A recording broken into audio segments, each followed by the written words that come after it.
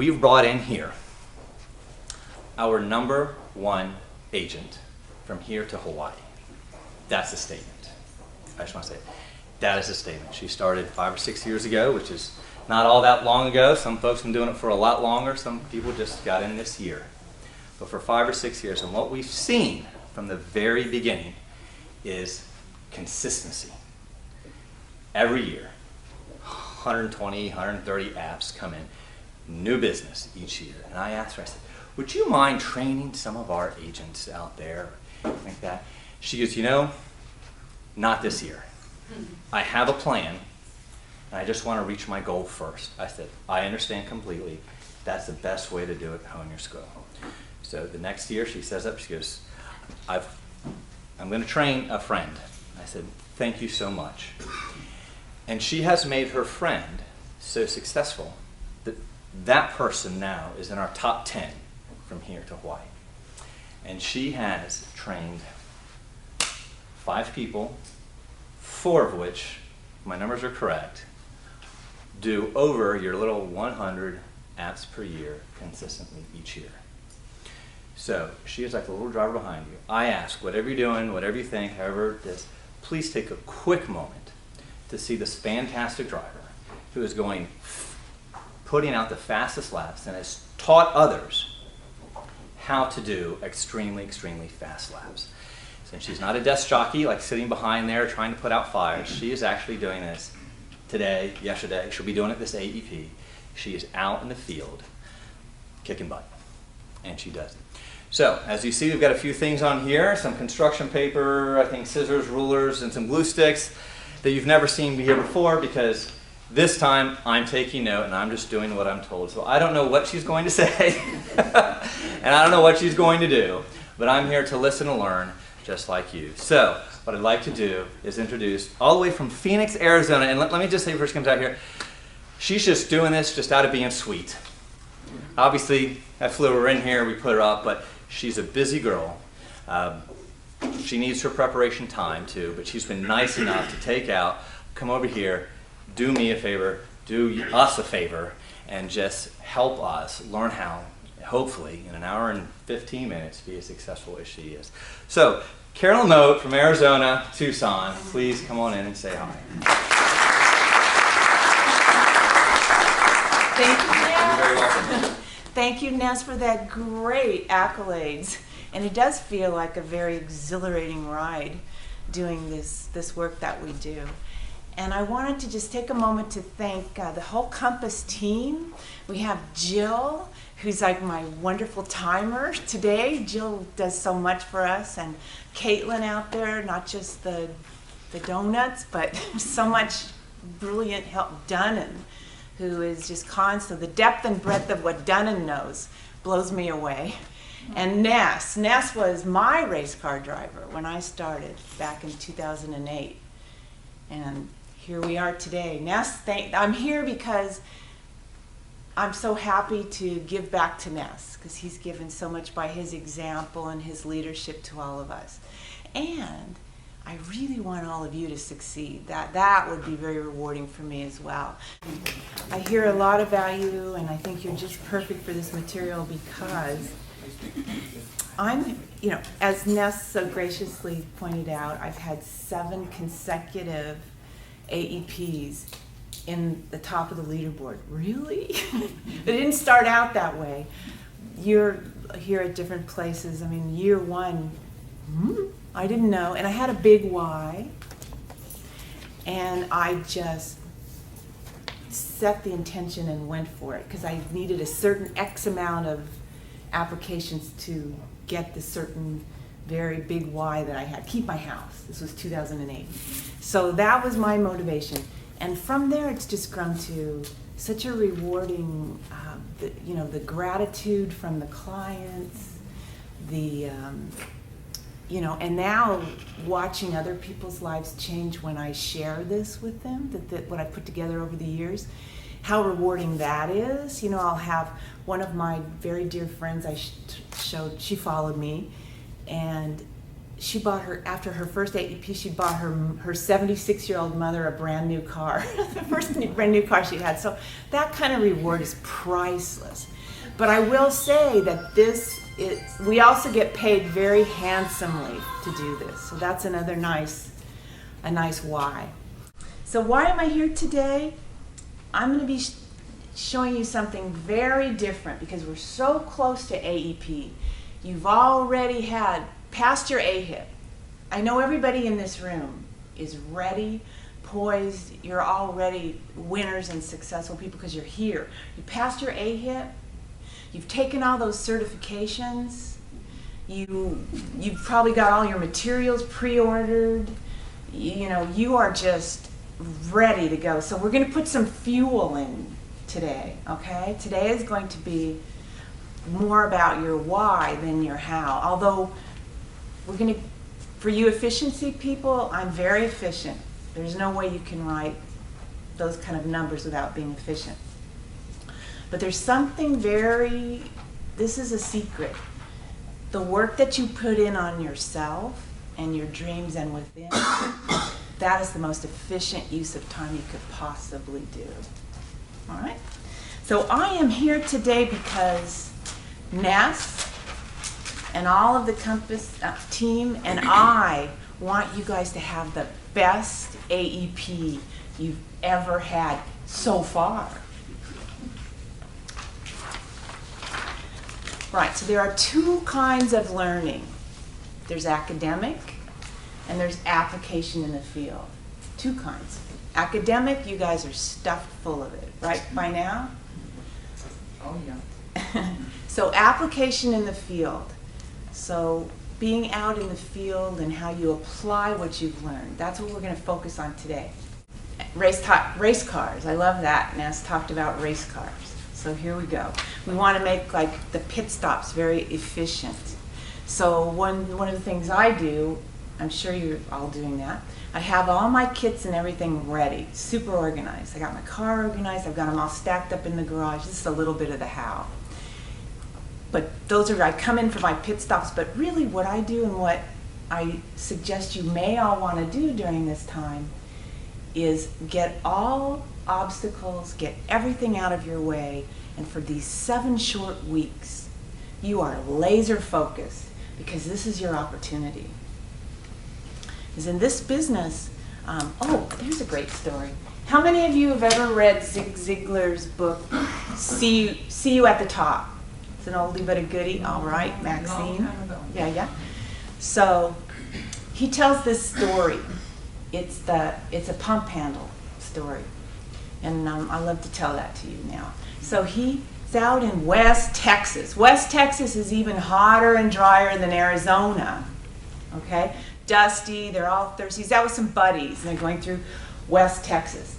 And they are getting real thirsty, and they see a pump handle, this old pump handle, left over from some kind of project that was going on. So one of them knows something about pump handles, and he runs over and he starts to pump it, and nothing's coming. There's no water. It's dry. But the way these old pumps work, some of you know, you have to pull that water up. So you have to pump, and you have to pump, and you have to pump, and you can't stop. One of them is getting tired. He's starting to stop. The guy who knows about pumps, don't stop. Keep pumping. Because the water is starting to come up. If you stop pumping, it's going to go back all the way down, and you're going to have to start again. So you keep pumping and pumping, and now here we are. Oh, there's one other thing about pumps. You got to put a little water in first. It's called priming the pump. So you got to put something in before you get something out, right? So you keep pumping and pumping, and now here we are. The water is right at the top. It's starting to come. We're at AEP. Don't stop. Pump, pump, pump, pump. 7 weeks. Pump, pump. And at December 7th, that water's just going to be flowing. And you're going to sit back, and you just give it a little pump now and then. You get that big fat check in January, and you pump it a little bit more, and your renewals come in from last year. You pump it. Those of us who've been in for 8 years, easy, the water is just flowing, yeah. But right now, we're gonna pump, okay? Just for 7 weeks. That's the military story, right? All right, so I'm gonna talk about some very specific personal details that I do. So this is definitely not your typical training.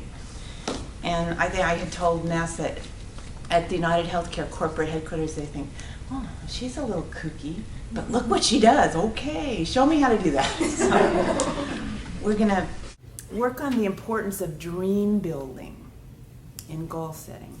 When I started in 2008, I did not know what my dreams were. I had really lost touch of them. So these are some of the things I did to get back in touch. So do super successful people, do they work hard all the time? Do they toil?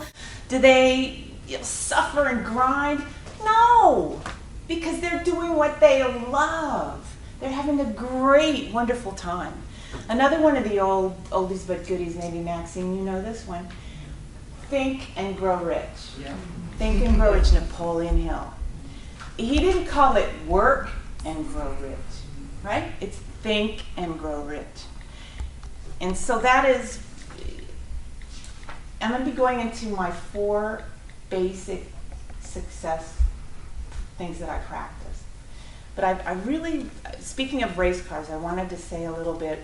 It made me think that Napoleon Hill said that when he taught this way of being successful, that it was frightening at how fast people became wealthy.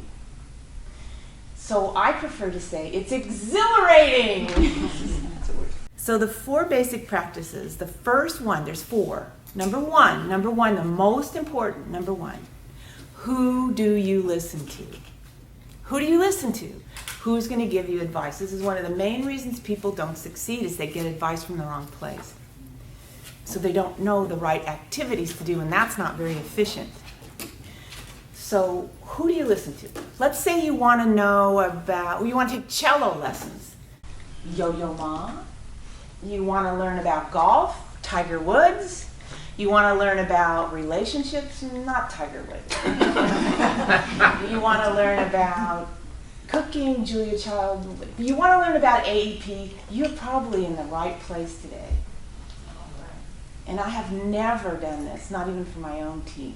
So they get it by following me. You guys are going to get it all today in an hour and so. So who do you listen to? Teachability. So many of you are already there. So many, almost every one of you mentioned you're here to learn. So that means you're open. You're open to receive, and you're hopefully willing to accept change. Because if you want things to change in your life, you're going to have to change things in your life. Right? If you want things to change in your life, you're going to have to change things in your life. That's really good. Oh, another story. This is a great one. Do any of you know what processionary caterpillars are? It's a breed of caterpillar that in their DNA, they're programmed in their DNA to do this, to just follow the caterpillar in front of them. That's what they'll do. They'll just follow that caterpillar. You can put them in a circle, and they will just keep doing that. They could be starving, but they're going to keep that procession going. Even if you put food in the middle of the circle, they'll die of hunger. So that's an illustration of you want to focus on your results and not your activity. And that's my huge tip for results. For efficiency. Efficiency is watching your results, not so much your activity. And we're going to get into how to do that. So this is going to be a really great time for you guys to just stand up and do a little exercise. Just so we keep our oxygen flowing and awake. If you would just stand up, turn to a partner. And you're going to say, you're going to take turns. You're going to switch off. So the first one says to the other, you look them in the eyes and you say, I'm going to have the best AEP so far. I'm going to have the best AEP so far. Awesome. Great. Grab a seat. Okay, so back to what are you willing to give up? That's part of teachability, that's part of change. What are you willing to give up? Listening to music in the car while you're driving, maybe? Those TV shows in the evening. I don't think that any of you were probably, well, this is just a mere 7 weeks. I doubt that any of you were planning to watch television in the evening at this time. But I'm just saying, you might want to give it up if you were. And also, that time in the car driving between appointments, that's when you pop in the audio and you listen to something positive. And I have a list of those things. I didn't bring it with me, but anybody who wants what my personal list is of books and audios, just check in with, you could email Dutton and I'll send him the list and he can get it to you. Happy to share that. Oh yeah. So that nice paycheck we mentioned in January, that's another great motivator. And just a reminder, this is a renewal business. So we're gonna we get paid well. Those of you who've been through the first year, that's nice. But those of us who start having the second year, the third year, the fourth year, the fifth year, that is where we really, it's like the Chinese bamboo tree. It grows to 60 feet. It's enormous, but it doesn't grow that way in 1 year. Maybe it grows there in 7 years. I mean, it grows a little bit each year, but you water it and you fertilize it, and you water it and you fertilize it. And that's what we're doing. We're watering it and fertilizing it until it just like takes off and shoots up. That's what we're building here. The training bit, number 3. So I've gone through 2 of the 4. We did who do you listen to? We did your teachability. Now we're going to talk about your training balance scale. So on the training balance scale is between the how and the why. One thing that I noticed that so much of our training is based on the how. And we need to do that because we have to be 100% right with everything we do in our business, which is kind of daunting, but we do it.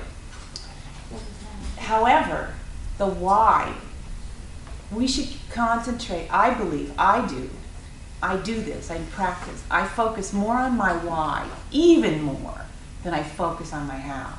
Focus on my how, I get that down, and then I'm on my why.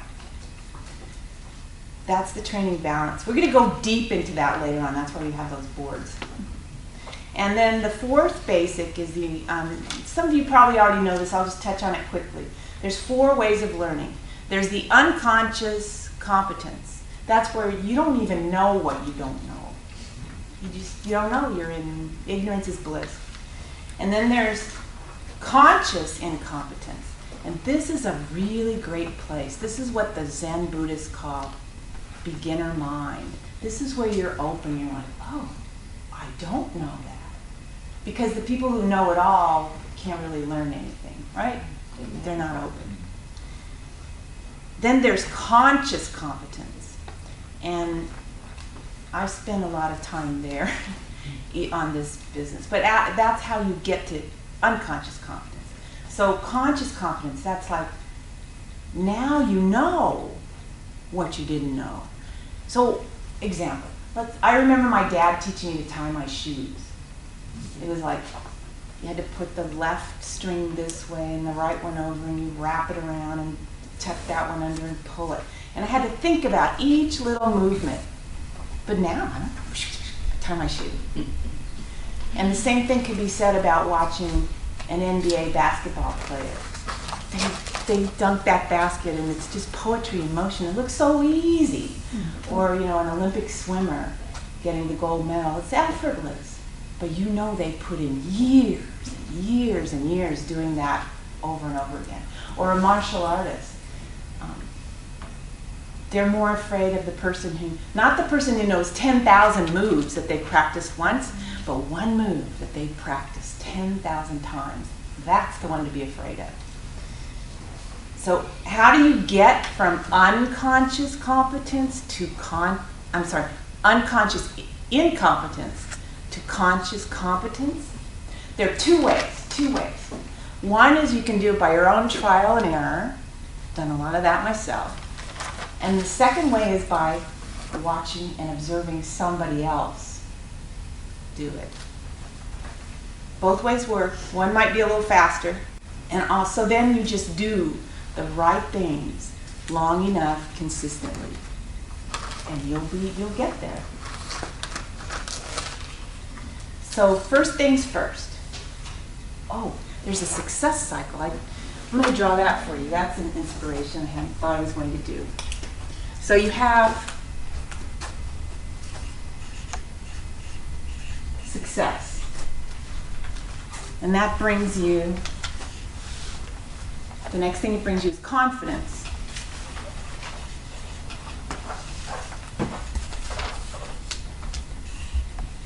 And then confidence will lead you to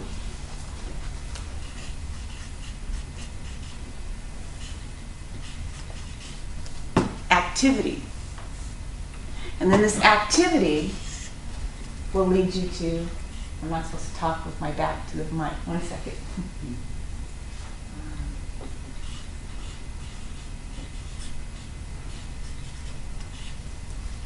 Habits. Activity to habits. And those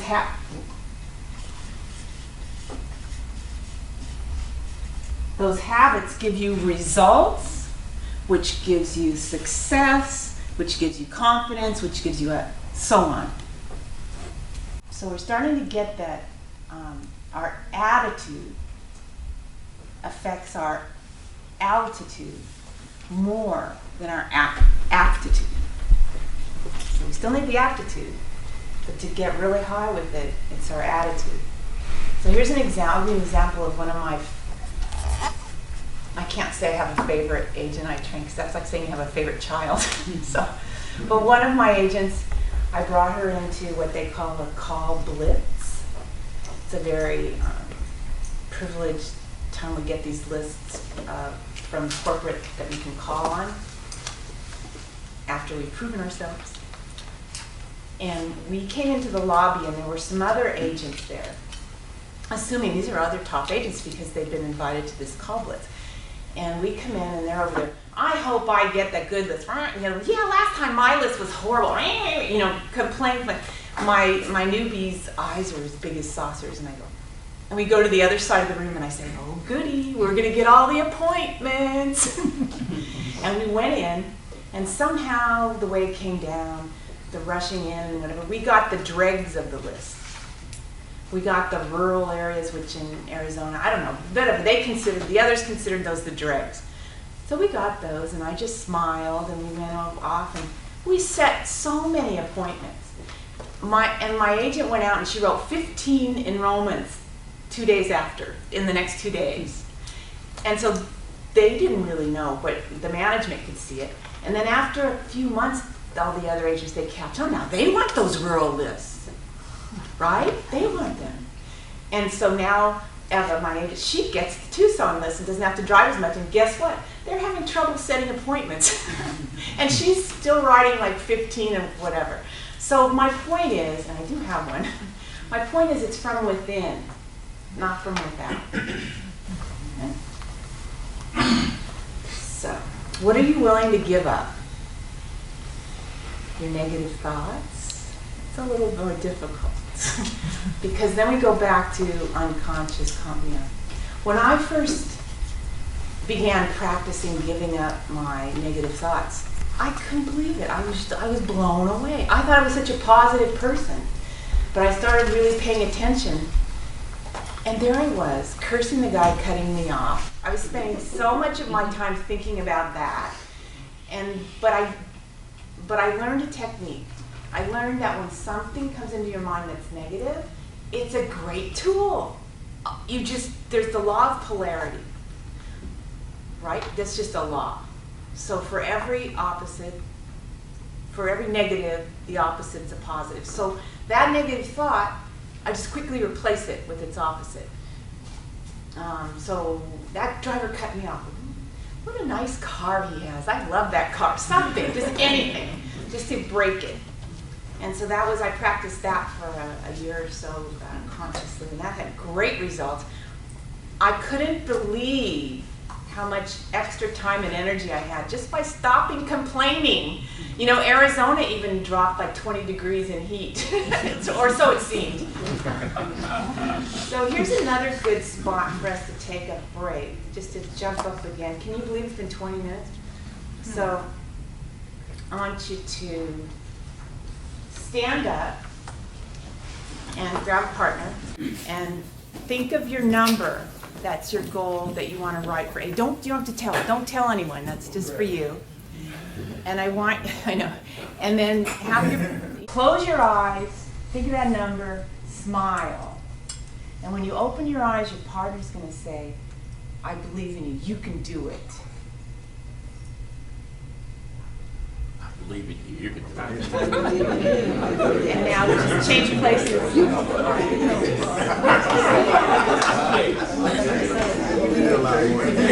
Thank you guys. Grab a seat. Okay, so it's not what you know so much as who you are. So we want to get our black ball of negative energy. We may not even know we have, but we want to get that, because y'all seem so positive. But whatever black ball of energy we have, we want to shrink that, and we want to get our golden positive ball of good energy, that energy, to get bigger, because that's the energy. That's a whole nother level of seminar, but that's what's going to attract people to you and make them want to have you as their agent. So the challenge, think positive. The opportunity is that negative thought helps you to train to think positively. So don't beat yourself up about them. Just notice them and say, oh goody, and turn them around. And really guard what you say out of your mouth. Like, I wanted to start out saying all kinds of, I'm not a speaker. I am a speaker. So just watch what comes out of your mouth. That's really important too, because that actually vibrates through your brain, and there's a lot of science behind that. So anyway, this practice will start to snowball you to success. Unbelievable. I can't wait. Once you've gone through this a few times, and then this like seemingly negative event or something comes up, then you really do start, you're going to think, I remember Carolyn saying, oh goody, and I thought it was so goofy, but oh goody, because it's going to bring something really positive with it. What did you call your wheel? Success, the success momentum cycle. You could call it success cycle or the momentum cycle. Oh, and while you're working on this, you have mentors available at your fingertips all the time. You can get all the greatest mentors ever living now. Though I love the ones in the past, like Napoleon Hill. You can spend time with that. During the rest of the year, besides AEP, I may spend an hour in the morning and an hour in the evening doing this kind of work, and it's very efficient for my results. But so an hour's a lot, so maybe you can do half an hour or 10 minutes, even if you do 5 minutes when you first wake up, and 5 minutes right before you fall asleep. It will just be amazing. So, the car is a great place for that. I mentioned that already. All right. So you are ready now to talk about dream building and how that relates to goal setting. The number one thing that I want to talk about to start with is limiting beliefs, self-limiting beliefs. I'm going to start with a story. You ever notice when you go to the circus, there's this big, 2 or 3 ton animal, an elephant, and it's not moving anywhere? It is so strong. And you look down and it has this little thin chain around its ankle and this little stake in the ground, and it's just kind of like that stake could really stop that elephant if it wanted to move. But it doesn't. It just sits there docilely. Well, what they do when they train elephants is they take this little baby elephant, and they put a big chain around its ankle, and they put a big steel stake and rod into the ground. And now little baby elephant's like, I want to go over there, and I want to just run over it, but it can't, and it goes, and finally it just gives up, and it thinks this is all it can do. And so now it's an enormous, powerful, magnificent being, and it just thinks it can do this. So that starts with us in school. Sit, don't run around and play. You feel like playing, just sit. Go to the bathroom at the same time, eat whatever at the same time. You know, we get these limitations. So this is what we want to break through. And then there's another one. Houdini. Y'all remember Houdini? Mm-hmm. So he was a magician. He did these shows. He traveled around the world. But he would do PR stunts to get publicity for his shows before he would start. So he was in Germany, and they had this new technology. Of course, it's Germany. And it was this lock that they claimed was unbreakable. And this was back before digital done in. And they still had regular locks, but this one was nobody could break. So he said, as a publicity stunt, put me in a cell, just in my street clothes, lock me in, go away, I'll get out. So they did, and Houdini had been a locksmith, no surprise, before he did these stunts. So when they left him away, he had hidden a little wire in his belt that he was using as a pick to pick the lock. So he's done this 100 times. He pulls that little pick out, sticks it around, and he starts working on the lock. 15 minutes go by, half an hour goes by. This one is a little tough. So he keeps at it. He's like, wow. He's got sweat coming off he's like, wow, he's pouring down, perspiration coming down his forehead. He's getting worried, and he's working at this. An hour goes by, and he's exhausted, and he falls over on the door, and the door just opens. They had forgotten to lock it in all the excitement and all the press. So sometimes we put ourselves in a cell, and the door is not locked. Earl Nightingale, that's another one of the oldies. Remember his book, you guys? The Strangest Secret? So the strangest secret is you become what you think about most of the time. You become what you think about most of the time. What we want to do now is activate our subconscious. The subconscious is, as great of employees as Jill and Caitlin and Dunn Ness, you're so lucky. Wow. We, each of us, have even better employees, because they are our 24/7 personal assistant. They work even while we sleep. And we don't even have to pay them. So, we're going to activate that. The funny thing about your subconscious is, it's like, everything you really, really, really want, it will help you get. Everything you really, really don't want, it will help you get. So we want to really guard what we put into it. All right, we're just about ready to do our dream boards. That's what that's for. Okay, so like I told you when I started, I just really didn't know. Well, I did have a why, which is keep my house. But then beyond that, after that, it's like, okay, now let me just mention this. So I mentioned about, the program we get as little baby humans, children, and how we started getting programmed to limit our beliefs. A Porsche might be a red Porsche. Doesn't matter what it is. Might be the dream house, whatever it is. Those are the goals that we're going to work on now. We're going to have fun, because it's important to have fun.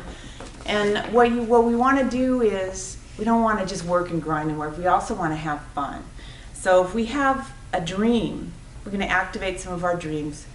I think right now would be a really great time to work on the dream boards. And then I'll come back and talk a bit more about how to sync up your goal with your dream and your next logical steps and the priorities and all that. Okay?